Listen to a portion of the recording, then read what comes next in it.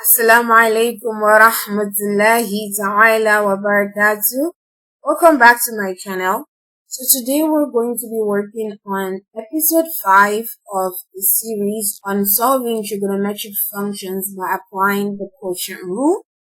So as you can see, the question we have today is sin x divided by secant x. How are we supposed to differentiate this question in order for us to get the derivative of that function, right?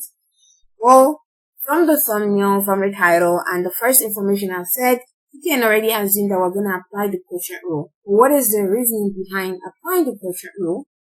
Because we have the function involves a sub-function numerator, which is sin x, which we can represent as f of x. So therefore, f of x in this particular question, f of x is equals to sin x, okay?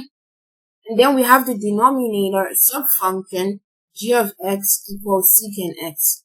Whenever you have a function that involves two sub-functions, and within those two sub-functions, one is a numerator, one is a denominator, you're going to apply what you call the quotient rule. Or you can think about it that when you have a function that involves one sub-function divided by another sub-function, you're going to apply what is known as the quotient rule. So now that we've determined we're going to apply the quotient rule, what is the quotient rule? Well, what it is the derivative of the numerator subfunction, as you can see, f of x, multiplied by the denominator subfunction minus the derivative of the denominator subfunction multiplied by the numerator subfunction. All of that information, right, divided by the denominator subfunction all squared. So now that we've already mentioned that, we can go on and start solving. So what is the derivative of sin x divided by secant x, right? Well, the derivative of f of x is the derivative of f of x. In this case, f of x is sin x, so we have the derivative of sin x. So we're just basically applying the quotient rule to our question, multiplied by what is g of x. G of x is secant x, right? All of that information minus the derivative of g of x. And what is the derivative of g of x? The derivative of g of x. Or what is the derivative of g of x? So definitely, like, I'm asking, what is g of x? So which is derivative of secant x, right? Multiplied by f of x. What is f of x? F of x is sin x. Right? All of that information divided by the denominator subfunction squared, right? So g of x here is secant x, all this information all squared. Now that we've already set up the question with the formula, what can we do next? Now what we have to do is we're going to find the derivative of sin x. Now, if this is the first time that you're watching my YouTube video that involves derivatives of trig or anything that involves trig, you probably do not know this, but at the beginning of the screen, or basically of the page of this online writing note, I always have the trig notes written so that students can be able to use the notes as I teach in the video. So if this is the first time on my channel, you do not know this, but if you've been coming, you already know this. If this is the first time, I advise you to pause the video now and write all of this information down. On the left side of the trig notes, you call it trig expression. So everything on the left side is written in blue marker is a trig expression, and the trig expression basically involves how one trig function, say in this case sin x, relates to another trig function cosecant x. So basically, how does sin x relate to cosecant x? The way they relate is through reciprocality, just like secant x is the same thing as 1 over sin x is the same thing as 1 over cosecant x.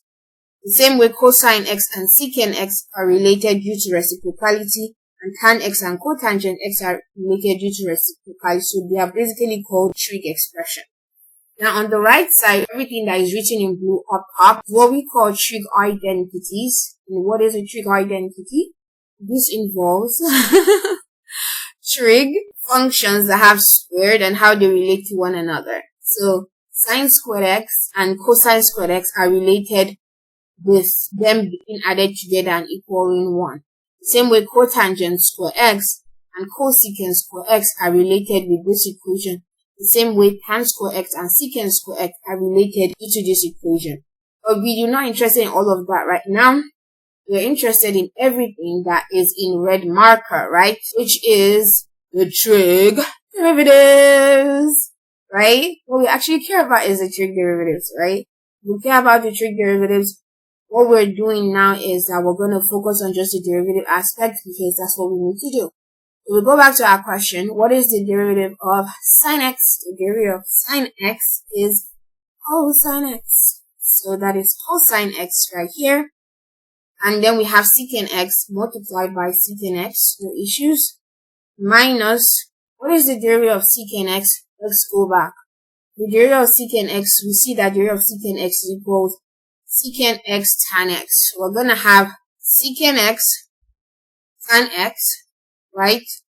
But then we also have a sign right here. So we're just going to say multiplied by this information here. It just drops down, which is f of x. So we just multiplied by sin x.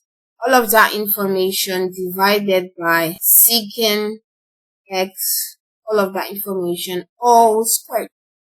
Now we go to the next page and we're going to basically rewrite what we have and afresh, and then we can go on to solve further. So basically we're writing what we had in the previous page. We had cosine x, secant x, right, minus secant x, tan x, sin x, right, all of that information divided by secant squared of x. So now the next thing you have to do is we're going to go ahead to simplify. But before we go ahead to simplify, I want to teach you guys something. This answer is alright because since we have applied the quotient rule, this is actually our answer. This is perfectly fine for us to do. If you go and do quotient rule and you have this in your notes, your teacher, if you have one of those teachers that are pretty lenient, you're not going to find any issues. You apply the quotient rule correctly and you got the answer correct. But because we're doing math, and math is all about giving the most simplified version of the answer, so you have to go ahead, or no, you don't have to, but it's wiser to make your work more simplified. So you have cosine x multiplied by secant x minus secant x tan x.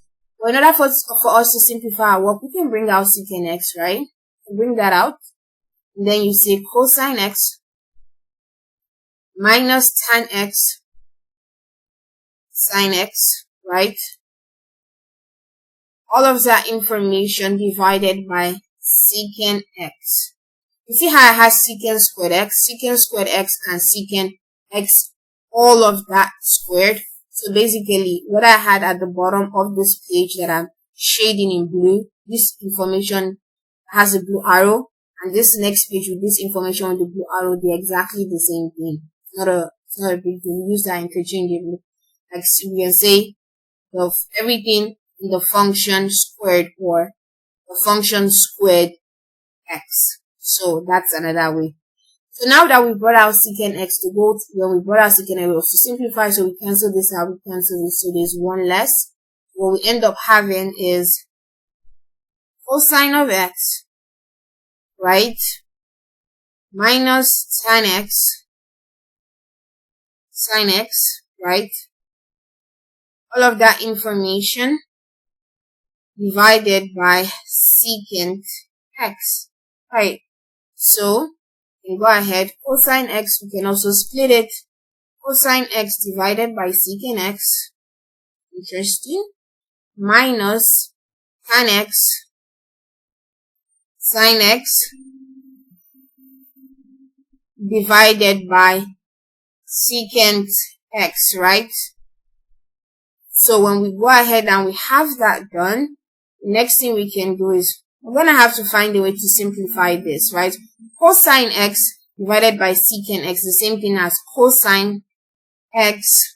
What can we represent secant x? If you go back to our notes where I explained what secant x actually represents, you see that as you see from the previous page that we can represent secant x not from this previous page, from this previous page. Remember how I told you the TRIG expression, how one trigonometric function relates to another trigonometric how one trigonometric function relates to another trigonometric function. As we said, sine x and cosecant x are related due to reciprocality, and cosine x relates to secant x in terms of reciprocality. So now, in the previous question, we have this.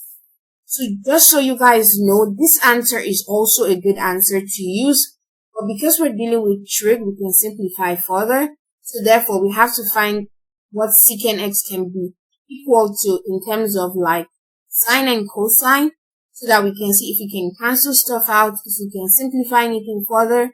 That's why I'm doing this. So we know secant x is the same thing as 1 over cosine x. So we're going to have this here. Secant x divided by,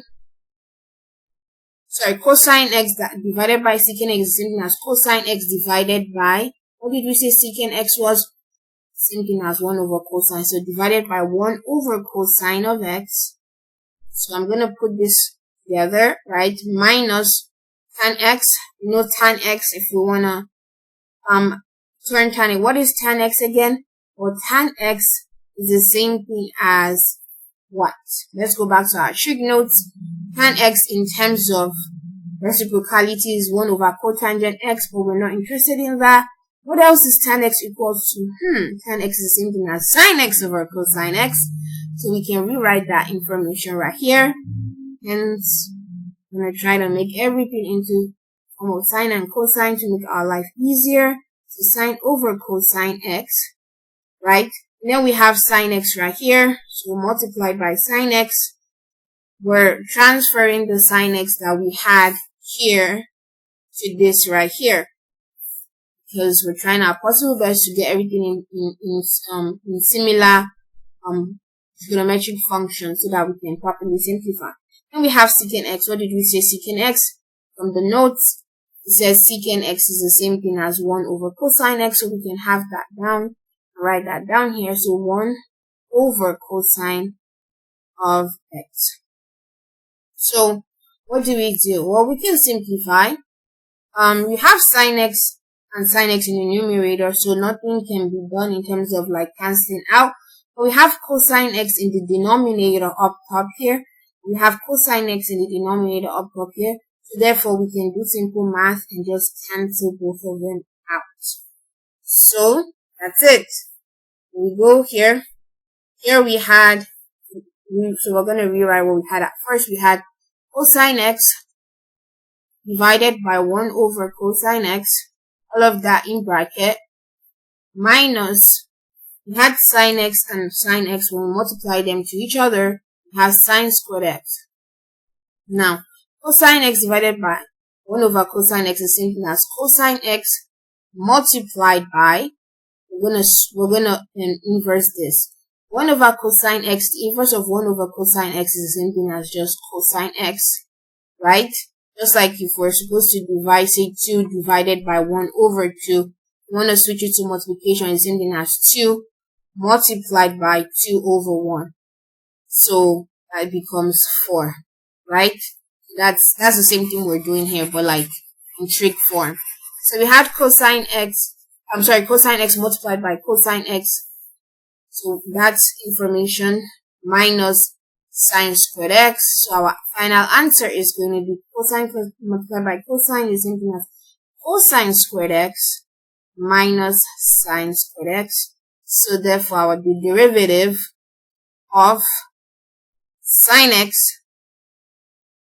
divided by secant x is basically cosine squared x minus sine squared x, and that is basically our answer. Now, this is the answer. Now, if you compare that cosine squared x minus sine squared x, our answer, cosine squared x minus sine squared x, in comparison to this information where we had cosine x, secant x minus secant x, tan x, sin x, all of that information divided by secant squared x, even though the answer is technically right because we properly applied the product rule, it is confusing. And then you just compare that to just cosine squared x minus sine squared x. You can literally feel the difference. Easier to say, it's easier to remember, and it's also basically easier to write. That's it. That's the importance of simplification in math. Now, I always teach the shortcuts version of all my trig related problems, especially when we have to do differentiation. So let's see if we can get the shortcut form for this. So my shortcut form involves whenever we're told to find the derivative of a trigonometric function, I try to simplify the trig function before I apply the derivative on it. So say I had a question that required me, actually let me just do this question. Sin x divided by secant x, right? And we're told to find the derivative of this. How do we do it? Well, the truth is, normally the thing I do is I'm going to simplify just the function. So sin x, right, divided by secant x is the same thing as sin x divided by 1 over cosine x, which is the same thing as sin x cosine x, right? This is what would be the simplified version of this. We're gonna end up with sin x multiplied by cosine x becoming the exact same thing as sin x divided by secant x. But the issue is it's not really simplified, so therefore if we try to differentiate this, we still have to apply the product rule. So my personal advice would just be to apply the quotient rule up front. Don't try to do a shortcut method on something like this, because it's already a little bit complicated that even when you try to do the shortcut method, it doesn't work. So for example, if that was not our question and we had a question like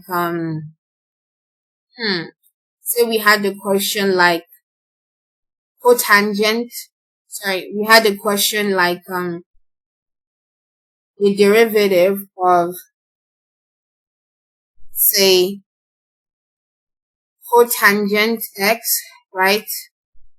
Let me make sure this actually does make sense. Divided by tan x, right? If we were supposed to do the derivative of this, and we wanted to solve for it, well, we can first of all apply the shortcut method. So we're gonna see cotangent x is the same thing as cosine x divided by sin x, right? And then tan x is the same thing as what? From the trig notes that you copied in your notes, you have sin x divided by cosine x. If you have to do the shortcut method, you're gonna simplify first off and then do the derivative. So I'm gonna continue with black. So it's the same thing as saying cosine x, right, over sin x divided by sin x over cosine x, right? Well, if you try to do this one, it really doesn't work. It actually makes the work more complicated. So the point is, you don't always get a simplified version, and you don't always get to use a shortcut. Now, if we had a question that involved, say, finding the derivative, right, of cotangent x multiplied by tan x, and we're told to find this, we're going to apply the product to a question like this. But then when we do the product rule, we're going to get the answer. Or if we want to do the shortcut method of a question like this, we're just going to say, what is cotangent x again? It represents cosine x over sin x, right? And what is tangent? Tangent represents sin x over cosine x. So therefore, when we try to do with cosine divided by cosine, sine, at the end of the day, you have 1. The derivative of cotangent multiplied by tangent is the same as the area of 1. The area of 1 is 0. I can bet you, if you go into my product rule series, where I work on trigonometric function, when you solve this answer, you're actually going to get 0 when you use the product rule to solve this. The shortcut method teaches you that 0. So my point is the shortcut method doesn't always work. Sometimes you try to use the shortcut method and it makes your work a lot more complicated. So that's just all for this video. I wish you guys all the very best. Assalamu alaikum wa rahmatullahi wa barakatuh.